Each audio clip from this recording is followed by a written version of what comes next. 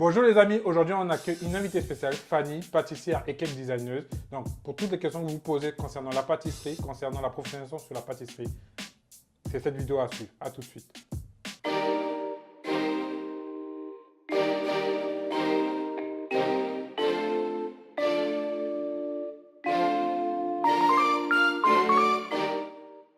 Bonjour les amis, aujourd'hui j'accueille une invitée spéciale, Fanny Ouamara.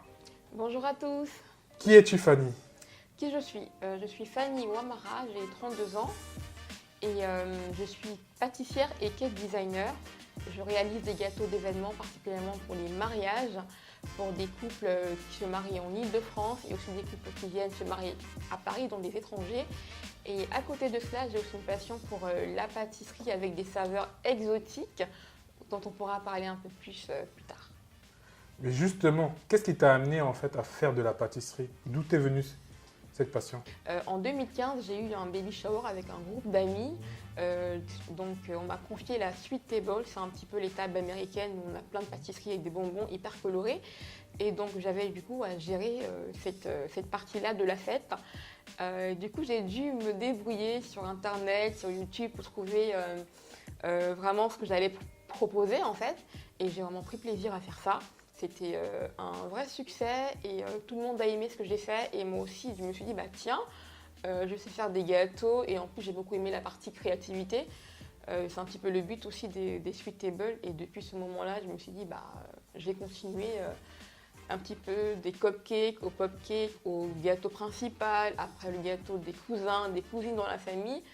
C'est comme ça que c'est parti depuis 2015 jusqu'à maintenant. Waouh! Mais justement, tu es maintenant professionnel et c'est quoi ton parcours pour arriver justement à cette professionnalisation sur la pâtisserie? À la base, je suis biologiste, donc j'ai fait des études universitaires en biologie. Et quand j'ai commencé la pâtisserie en 2015, j'étais employée à temps plein, donc j'ai vraiment découvert la pâtisserie comme ça. Et je savais que pour pouvoir me lancer de manière professionnelle, il fallait que je passe un diplôme français qui s'appelle le CAP, certificat d'aptitude professionnelle, que j'ai pu passer entre 2016 et 2017 pour finalement l'avoir en juin 2017, qui était vraiment c'était une super expérience avec beaucoup de péripéties, mais ça a été une belle chose. Et donc depuis ce moment-là, j'ai commencé à progresser dans mon art et à faire aussi des choses un peu plus nouvelles et à m'ouvrir au-delà de ma famille à des personnes que je ne connaissais pas aussi. Donc c'est à partir de ce moment-là que vraiment le pâtissier a pris un autre niveau. Du coup, tu as passé le CAP à domicile? Oui, très bonne question. J'ai passé le CAP en candidat libre. Donc à côté de mon emploi, je me suis documentée, donc j'ai acheté tout ce qu'il fallait, les bouquins, le matériel. Je me suis aidée aussi des groupes Facebook qui sont hyper utiles sur le thème du CAP pâtissier. Et donc du coup, je m'entraînais à la maison tous les soirs après le boulot, toute la soirée et les week-ends. Et à faire des CAP blancs aussi sur 6 heures d'affilée en me levant 6 heures du matin et en posant l'après-midi, en finissant le midi, en courant à aller au boulot. Donc c'était vraiment un petit peu hyper speed, mais j'ai passé le CAP en 3 mois. Parce que je me suis prise assez tard pour vraiment... j'ai hésité à me lancer et quand je me suis décidée, il ne me restait que 3 mois pour m'entraîner. Donc j'ai tout fait en 3 mois. Donc j'ai dû mettre en place une stratégie d'entraînement un peu speed pour pouvoir avoir un peu le programme et m'intéresser vraiment aux choses qui ont plus de chances de tomber à l'examen. Donc il fallait aussi que je joue un petit peu sur la stratégie pour tout faire en 3 mois. Justement, c'était quoi ta stratégie, si ça peut aider quelqu'un? Si ça peut aider quelqu'un, je tiens à dire qu'en fait j'ai un blog qui s'appelle Cake Entrepreneur où j'ai écrit 4 articles sur cette thématique-là, où il y a pas mal de personnes qui lisent les articles et qui me posent des questions par rapport à mes stratégies. Et ce que je peux dire en plus de ces 4 articles que je recommande de lire, c'est l'organisation. C'est-à-dire que le CAP pâtissier, il y a 4 grands thèmes. Il y a l'entremets, il y a la tarte à faire, il y a une viennoiserie ou alors une brioche et aussi une pâte feuilletée. Donc voilà, ou une pâte à choux. La pâte à choux, c'est vraiment quelque chose que je n'avais jamais fait avant. Donc du coup, j'ai commencé par ce qui était plus compliqué pour moi. Donc ce que je n'avais jamais fait avant. Il faut dire qu'avant de passer le CAP, je Je n'avais jamais fait d'entremets, jamais fait de tarte, jamais fait de brioche, jamais fait de croissant. Donc j'étais vraiment une novice. Je savais juste faire des gâteaux yaourt et des gâteaux au chocolat et des crumbles à la pomme.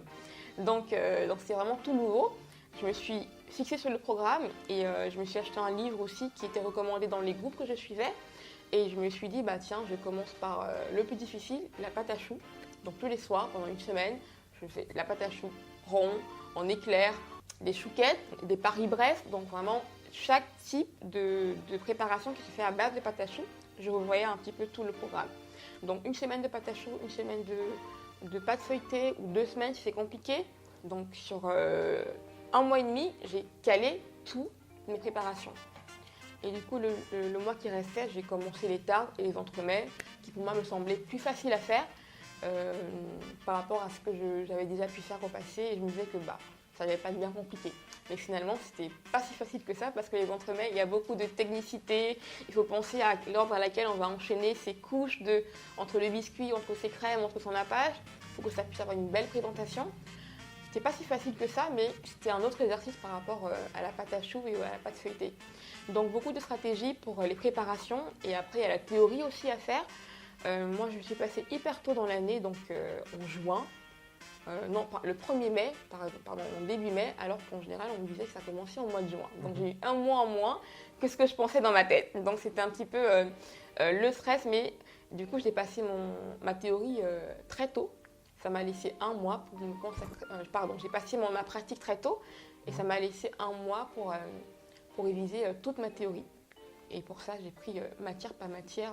Après, je peux dire que j'ai été formatée parce que j'ai fait des études universitaires et on bouffait beaucoup de livres. Donc j'ai ces capacités-là aussi à prendre beaucoup d'informations en très peu de temps. Donc ça m'a servi pour vraiment réviser toute la théorie en 1 mois et surtout à regarder les annales. Quand je parlais de stratégie, ce sont les annales. Qu'est-ce qui s'est passé les années précédentes? Qu'est-ce qui retombe souvent? Et les questions sont hyper simples au CAP. D'accord. Hyper simple. Donc, j'ai révisé tous les annales par cœur et après, je suis allée prendre du superflu. Mais je peux dire qu'avec les annales, on est sûr qu'on a au moins la moyenne. Donc, fallait. Franchement, bravo déjà pour tout cet investissement. Tu es vraiment persévérante. En tout cas, n'hésitez vraiment pas à aller regarder toute la stratégie qu'elle vous donne sur le CAP. Ça, vous allez gagner du temps que de faire vous-même. Franchement, encore bravo. Mais dis-moi du coup, tu as passé le CAP, pâtissière. En termes de pâtisserie, comme tu es une pâtissière, qu'est-ce que tu aimes le plus? Parce en t'entendant parler, on sent vraiment que tu es passionnée par cela. Ouais. Donc, pour ceux qui ne savent pas, Pâtissière, c'est la marque de mes gâteaux, c'est le nom de tout ce que j'ai fait. Quand j'ai commencé en 2015, j'ai créé un premier blog qui s'appelait Pâtissière, qui est réservé vraiment à tout ce qui va être mes prestations pour les clients. Et le blog dont je parle, qui est qu'entrepreneur, c'est vraiment axé pour ceux qui veulent passer le CAP et ceux qui veulent aussi progresser dans la pâtisserie. Ce que j'aime personnellement, c'est la tarte à pain. Donc en fait, c'est une tarte renversée, on va dire, qui est faite à base de pâte feuilletée en dessous et des pommes caramélisées. Donc c'est hyper simple, ça ne prend pas 4 heures à faire comme ce que j'ai l'habitude de faire pour mes clients, mais c'est hyper bon. Donc c'est vraiment ce que je préfère en termes de pâtisserie. Après, j'aime beaucoup la tarte aux fraises, tout ce qui va être tarte, en fait, tout ce qui va être tarte, parce que j'aime beaucoup le croustillant, quand ça croque, tout ça. Donc, ce qui va être sec, c'est ce que j'aime. Et justement, par rapport aux pâtisseries que tu proposes à tes clients, qu'est-ce que tu leur proposes en termes de pâtisserie?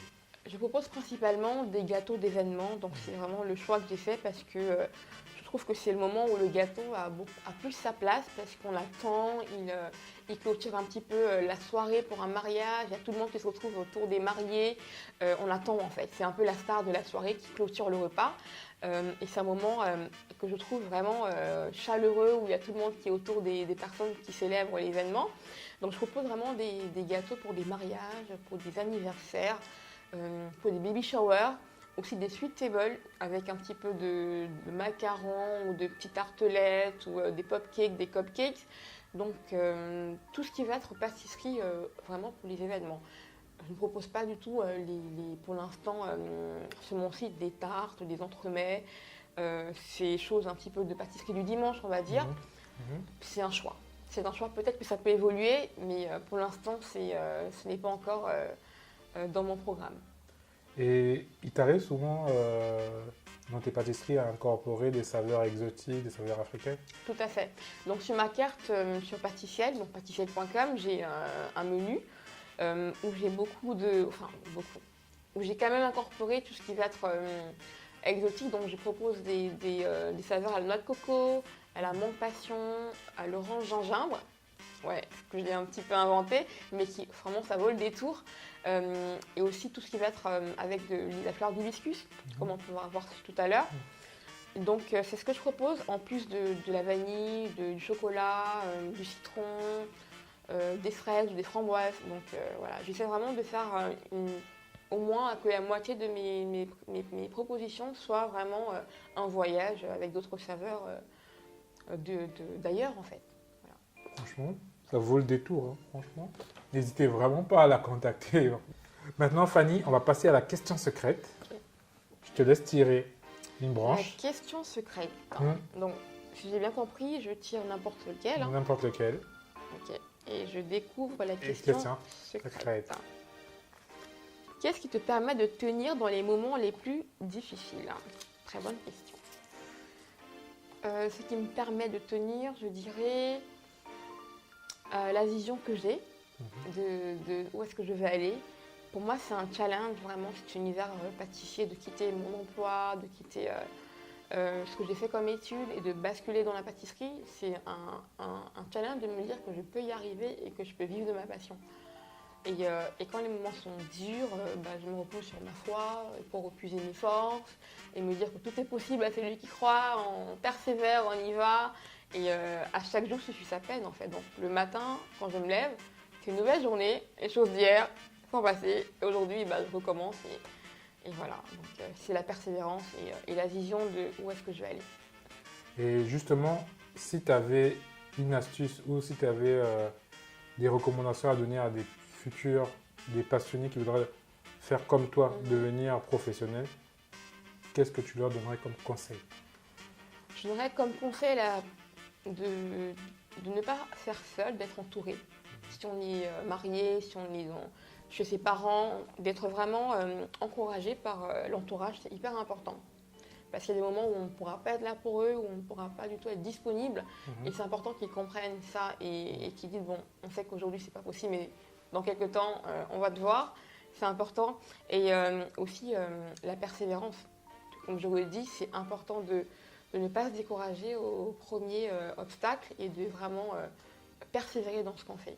De dire que tout est possible et on ne peut pas savoir où est-ce qu'on va atterrir demain tant qu'on ne construit pas son quotidien tous les jours. Donc persévérance et entourage. Toi, qui est-ce qui t'a soutenu durant les moments difficiles dans ton entourage? Qu'est-ce qui t'a permis en fait? La personne qui m'a le plus soutenu, c'est mon mari. D'accord. Donc, qui m'a le plus encouragée dès le départ. Donc, c'est lui qui m'a motivée à créer mon blog Pâtissiel quand j'ai commencé à faire les premiers gâteaux. Donc, c'est toujours lui qui m'a aussi poussée à passer mon CAP. Et quand je ne pouvais pas, quand je rentrais le soir et que j'étais en mode entraînement, il allait s'occuper à faire à manger. Donc, c'est des petits trucs comme ça qui sont importants, surtout quand on est une femme et qu'on se dit on peut être en train de culpabiliser. Bon, j'ai pas fait cuisiner, j'ai pas fait. Enfin, toutes ces choses-là, quand on a quelqu'un qui nous porte, qui nous soutient, ça fait une différence énorme. Donc ouais, c'est surtout mon mari. Bravo, vraiment bravo. S'il nous voit, bravo monsieur, vraiment, c'est exceptionnel. Et si on veut te contacter, comment on fait pour te contacter, pour bénéficier de tes services? Pour me contacter, on va dire que j'ai une préférence pour le téléphone. Donc, mon numéro de téléphone est disponible sur mon site internet, donc pâtissiel.com, donc PATICIE2LE, comme pâtisserie du ciel ou pâtisserie événementielle, enfin, comme vous voulez. Donc, je suis aussi présente sur les réseaux sociaux, donc Instagram, Facebook. Sur Twitter, je ne suis pas trop présente, donc c'est pas trop mon réseau. Donc sur Instagram, c'est sûr que vous allez m'avoir, ou Facebook, ou alors par téléphone. Et je confirme, elle répond très vite. Elle est vraiment présente. Qu'est-ce qu'on peut te souhaiter pour la suite? De transformer ma passion très coûteuse en une entreprise rentable. D'accord. Ouais, vraiment, oui. Bon, je pense qu'avec le talent que tu as et la persévérance que tu as et avec le Dieu qui te soutient et qui est avec toi, je pense que ça va aller. Donc, voilà.